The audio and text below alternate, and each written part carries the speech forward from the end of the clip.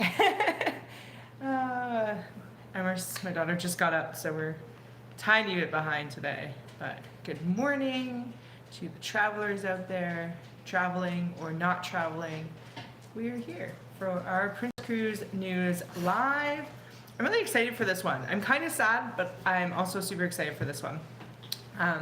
But anyway, let's get started. For those that are new here, my name is Michelle. I am a travel agent and a Princess Cruises certified expert. I specialize in Princess and all things Princess, and I'm here every Sunday morning feeding my daughter breakfast while giving you guys the newest news from Princess. So, for today's video, Princess has announced some new itineraries for the 2025-2026 season coming from Australia. This is the part that makes me sad. Australia's a little bit of a too long of a flight for us from Canada. But anyway, I have notes here, so if you see me looking in this direction, I am reading my notes, so that way I don't miss out on any important details that I want to talk to you guys about. If you are watching this after the live stream is over, it does take a little bit for it to process on YouTube, but once it's up and live, or live post-processing, there will be a link in the comments and in the description. Usually I try to link it directly to the press release or to the news release of this content. So if you're interested in reading that, that will be linked down below, but let's get into it. So like I said, this is for the 2025 and 2026 season. And it will be for the Crown Princess, which I love that ship, the Grand Princess, and the Discovery Princess. So this is the first time the Discovery Princess will be going to Australia, which makes it the largest cruise ship of Princess's largest ship to ever go in Australian waters, or sail to Australian waters. The Crown Princess, I love this ship. I actually have a video. If you're watching this after, I'll try to link it up in the end cards.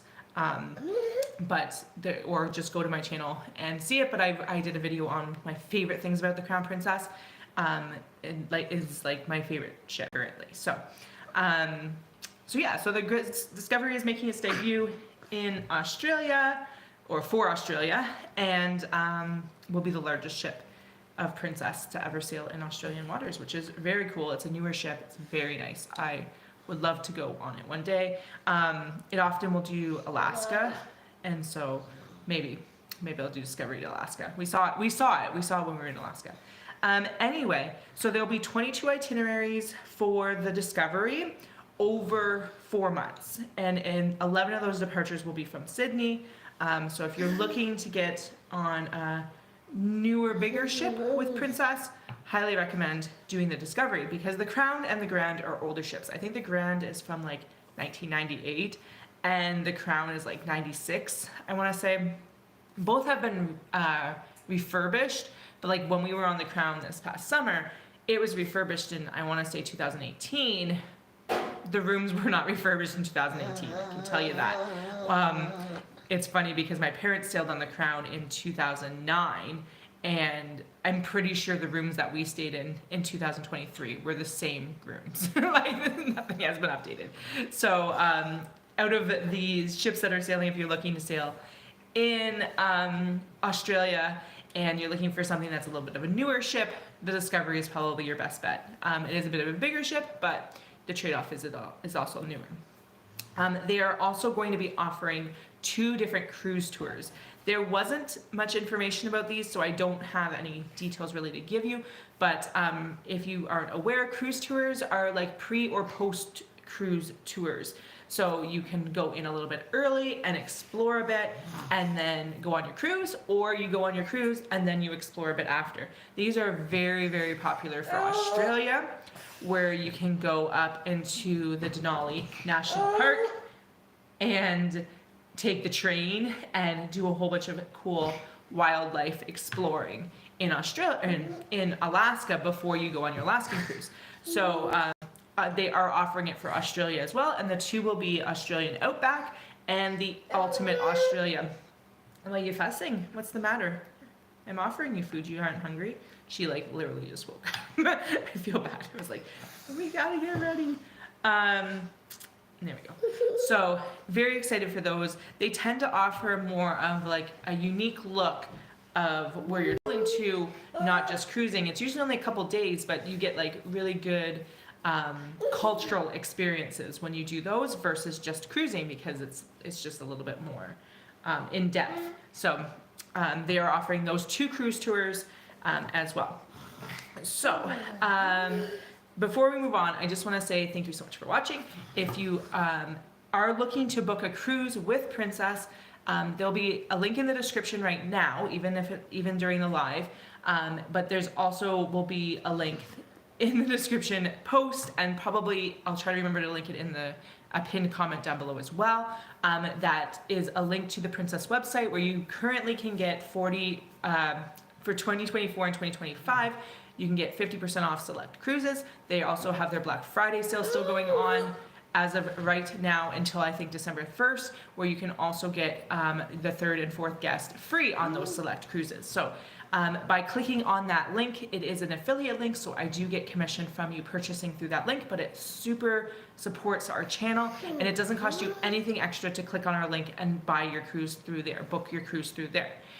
If you are in Canada and the United States and you are like, you know what, I want a little bit more help booking my cruise, another way that doesn't cost you anything extra is to book it directly through me, travelingbeyondboundaries.com. There's a link to fill out a quote booking thing, and I can help you out booking your cruise. Again, it does not cost you anything extra to do either of those things, but it does support the channel and does support my career as a travel agent that specializes in Princess. So if you're looking to help support me in any way, if you find these videos helpful, I appreciate you booking your cruises either through my affiliate link or through me directly. Either one helps support me.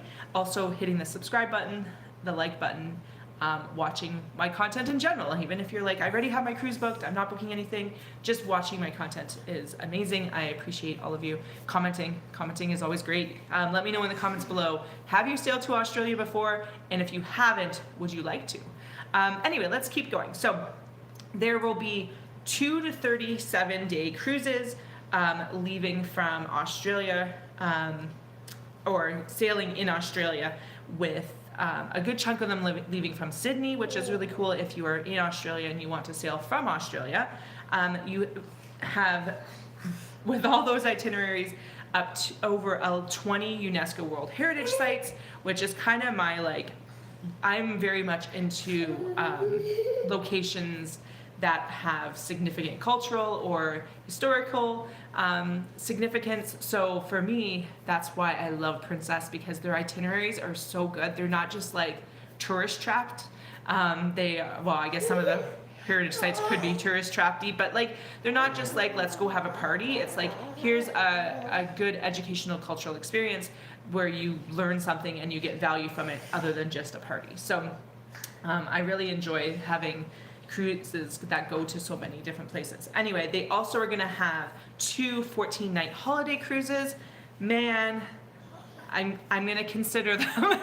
We haven't booked for our Christmas 2025 yet, so we'll see. The flight is just kind of long, but there's a 14-day Fiji one. Both of these are leaving from Australia. The 14-night Fiji one, and then which is on the Crown, which, like I said, love that ship. And then a 14-night New Zealand, which is leaving on the Discovery. So again, if you're okay with like an older ship, smaller ship, the Crown going to Fiji, oh my goodness. Bucket list for me is hitting up all those islands. And then the 14-day New Zealand. New Zealand is also on my bucket list. Huge Lord of the Rings fan. Probably wouldn't get as in-depth as I probably would like for New Zealand on just 14 days, but the Discovery Princess, beautiful ship. Good morning, Ruth. Ruth says, good morning, Everest. Says, hi. Hi. She's not fully awake. So 2 14-day holiday cruises. My daughter and I are going on a 7-night holiday cruise this year with a 14-night back-to-back Caribbean one with my brother next year. And I'm looking forward to the 14 nights on, that one's on the Sky Princess, our one for next year. This year we're going on Royal. Mistakes were made. But anyway, next year we're heading back on Princess with the Sky Princess, and I'm very excited for that ship. That ship is bigger and newer, and so I feel like it's kind of more along the lines of Discovery. But given how much I love the Crown, I'm a little worried because I do love like the size of the Crown. Are you gonna eat it? There you go. But we also are going for 21 Days on the Sun, which is the biggest ship that Princess has. It's not even out there yet. So anyway, the big one that I want to talk to you about, which, oh my goodness, if I could do when we win the lottery, this is like high on my list of things to do. I don't know how I feel about it because my dog would be sad, but 114-day world cruise leaving from Sydney in May of 2026. It will be the longest world cruise leaving from Australia ever. So ever to depart from Australia. It is on the Crown. Oh my goodness, I am so jealous of all these people that will get to spend 114 days on the Crown. Like, come on. They will split it up into, they always take their world cruise and then they split it up into segments.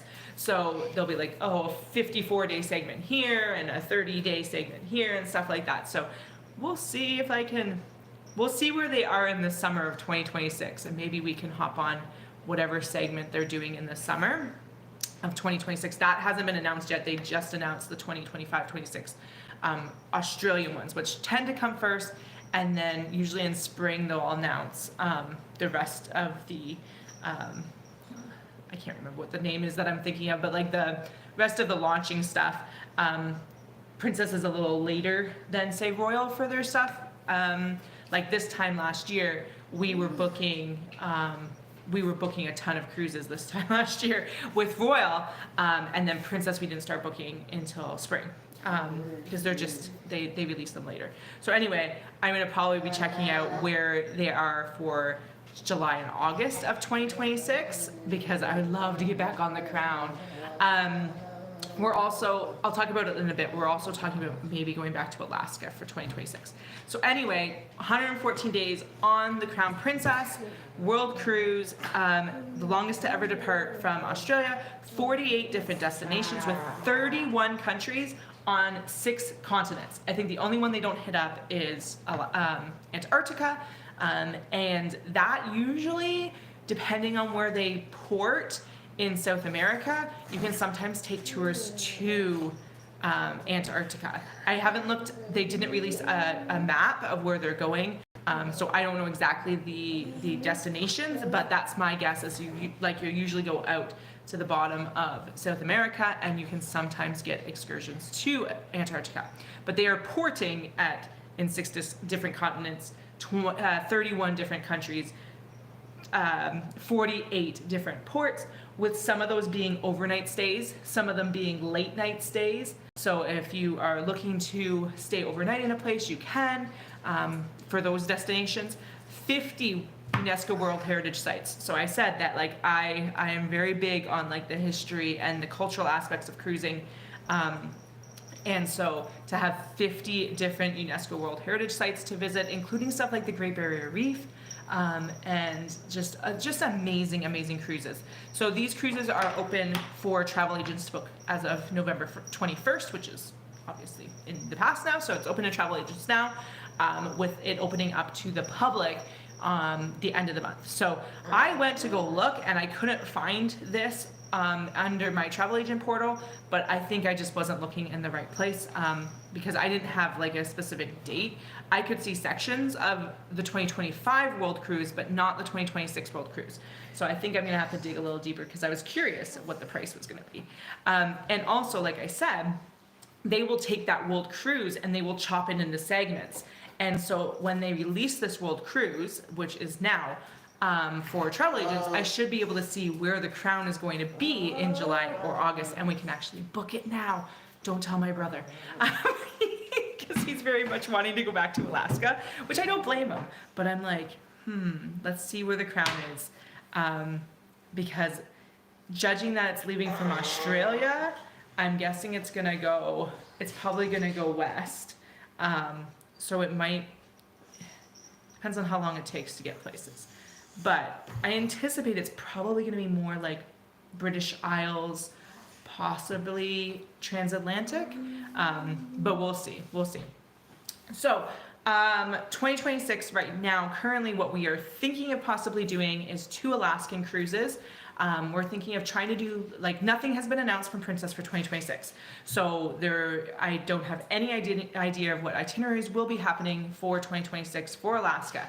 But me and my brother, we plan very far in advance. We have cruises booked till, our last cruise is currently booked for August 2025, because nothing for December 2025 has been announced yet, other than these 2 for Australia, which I don't have enough time off work to fly to Australia, unfortunately.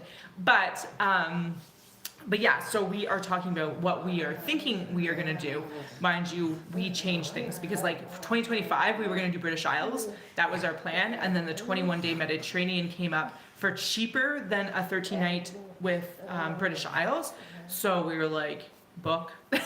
So that cruise is now way more expensive. So anyway, so currently our thought is possibly doing 2 Alaskan cruises, one being 11 to 13 night, like longer than 7 night but shorter than a 14 night Alaskan cruise. We did 11 nights last year, and they also sometimes have 13 nights. So we are thinking of possibly doing that one, and possibly doing that one as a group cruise. So it would be discounted, and there would be perks if you sailed with us during that cruise. Excuse you. So we're possibly doing that one, but I'll be putting out some stuff. If you go over to the community tab, if you're subscribed, it will be in the community tab once I figure out some details and stuff, and I'll have some polls of what people are interested in doing and what people are thinking of doing, and if anyone's even if anyone is interested.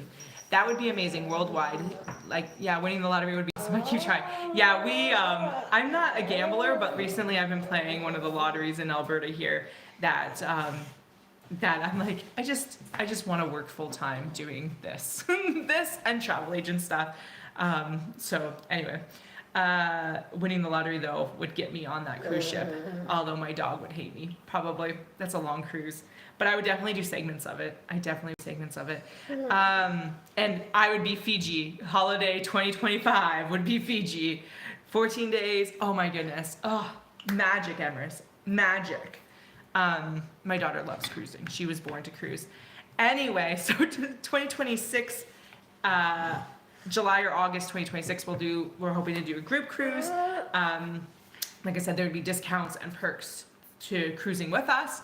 I mean, maybe the perk is that you cruise with us, but we just want to have a fun cruise with other people. We've never cruised in a group before, so that's what we're thinking. And then we're thinking probably right after that, we'll probably do a back-to-back north and southbound. So we'll end up doing 2 Alaskan cruises. That's the current plan, but we'll see once I find out where the Crown is going. We already have deposits down for 2 cruises for me and my daughter, and 1 cruise for my brother. So when you're on your cruise, the best thing to do is it's $100 in whatever currency you booked your cruise in. So for us, $100 Canadian. When we were in Alaska, we put down a open deposit, and so that allowed us to book. We have 2, me and my daughter, for both of us, have 2 open deposits available, and it was only $200 a piece.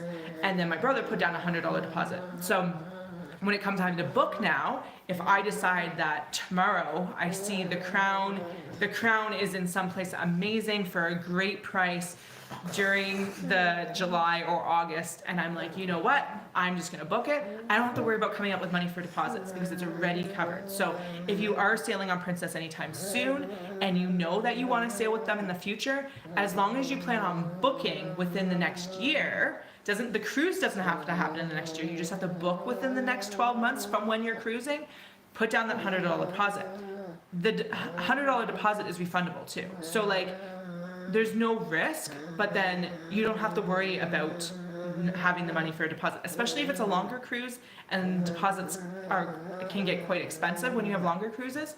$100 covers it. So I'm not quite sure if it'll work for a world cruise. I haven't tried that before. We'll see if it works for the world cruise segment, if that's what we end up doing. But like, our plan was we're gonna do a holiday cruise 2025 and then a longer cruise summer 2026.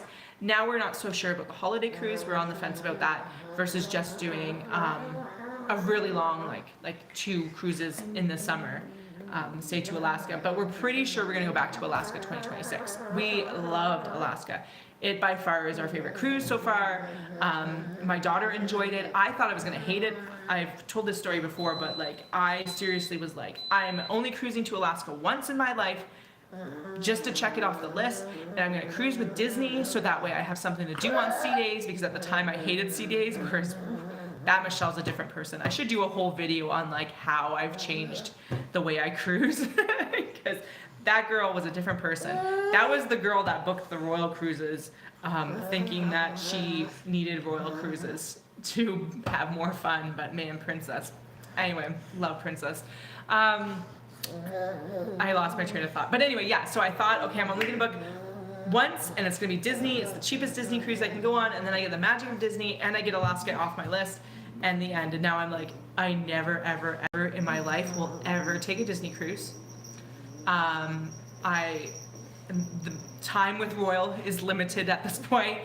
Princess is probably my only cruise line I will be cruising with from now on. Maybe Seabourn or Viking, probably more likely Seabourn as my daughter gets older. Viking is 18 up only, and my daughter has special needs. She will never developmentally be 18 plus. So I feel like going on a Viking ship where other people get on board expecting no children, even though her age is over 18, she will still act like a child. Therefore, like Seabourn, which is Princess's, it's still owned by Cunard Corporation, which owns Princess and Seabourn and Holland America. They are like the same kind of like small boat, river cruises and stuff like that. But because it's all ages, I feel like the people and the crew will be a little bit more accepting of having a child on board. But that's just my view. We never had issues on Princess with my daughter. She was one of the very few kids on board. The only time we saw kids really on the Crown was during the kids event, and then it seemed like there was lots of kids, but there wasn't as many kids on our Alaska as there would have been for some other itineraries. We're doing Norway this summer, and unfortunately I booked it through Royal, and I regret that now, and we've been actually looking to see if we could potentially cancel that one and switch to a Princess cruise, but just with timing and stuff, Princess isn't offering anything that we're interested in, because I also have another cruise booked for August that I won't cancel because I'm going with friends who I think will enjoy Royal more than Princess. It's just because I love Princess, and Princess works really great for me, my brother, and my daughter. Princess is not, like, I love Princess, but Princess is not for everyone. So that cruise I'm going with friends, and that cruise I feel like Royal is the better fit for their cruise. Fiji does sound magic. Yes, Fiji, oh my goodness, I can't. One day. Princess has ones that go from LA to like Fiji, Tahiti, all those islands, and then back again to LA, and we are close to LA. Like I don't know what the flight is, but we're flying there. That's where we're taking our Christmas cruise this year, our New Year's cruise from this year is LA. So I'm looking forward to checking out that port, because they also have Hawaii. So like the one that we were looking at that goes to like Tahiti and all that, it goes from Hawaii, or it goes from LA to Hawaii to that Pacific area and then back. So I'm like, oh man, I feel like that one was so cheap too. Like I feel like it was like $1,600 in maybe February or January. It's like, I can't get time off work. That's the worst part about my day job right now. I'm a teacher. I work in education. I am restricted to the highest, most expensive travel times of the year, summer and Christmas. So that's where it's like my goal is to do this full time, because one, I want the freedom to be home with my daughter because she is the most important thing to me, and I want to be able to spend as much time with her instead of having her raised by other people while I raise other people's kids. And then also just having the freedom to book cruises when they're cheap, and we do interiors, so it's like I'm not like trying to get these extravagant rooms for cheap. We book the cheapest rooms, and I just want it for a cheaper price. Also, like there's times where like in the summer I have yet to find a Hawaii in the summer. They just don't sail there. There's just certain times a year that certain itineraries aren't available. So it's frustrating sometimes, because it's like, oh my goodness, this itinerary is so great. Like we saw one recently that was I think $1,400 for like 28 days. Leaving, I think today or yesterday it was leaving. Anyway, there's just some really great itineraries that just are not feasible for us because of my restrictions with work. So anyway, like I mentioned, if you would like to support our channel and our content, subscribe. That's the easiest way to do it. There's a button right down below. If you aren't already, leave comments, anything like that. But if you are looking to book a cruise with Princess, please consider clicking on the link. It's in the description right now, but clicking on the link, you don't have to book any of the cruises that page even takes you to. Booking any cruise helps out my channel. And if you are in the United States or Canada and you are looking to book a Princess cruise or any cruise really, and you would like some help and some support with that, and I can help you out, travelingbeyondboundaries.com. And I can book that cruise for you. I can only work with those in Canada and the United States though. That's just what my licensing works for. But I can help you out even if it's not with Princess. Princess is obviously my preferred line, but I booked Carnival. Carnival's not my favorite line. I don't usually book Carnival. Celebrity, Princess, Holland America, Royal Caribbean, any of those lines. I try not to book Carnival. I've only booked it once. Anyway, so booking through me or booking through that link costs you nothing, but it helps out and supports me and my channel. So anyway, let me know in the comments below which of these itineraries, is there anything in this that you thought that you're like, wow, I would really like to do that. And if you are watching this after the fact, I will put an end card right up here, right now. Go check out the Crown video and you'll see why I'm like so obsessed with the Crown. But anyway, thank you so much and we will see you guys next week. Bye guys. I'm gonna film videos for this week too, but I haven't yet. But anyway, bye. Bye-bye.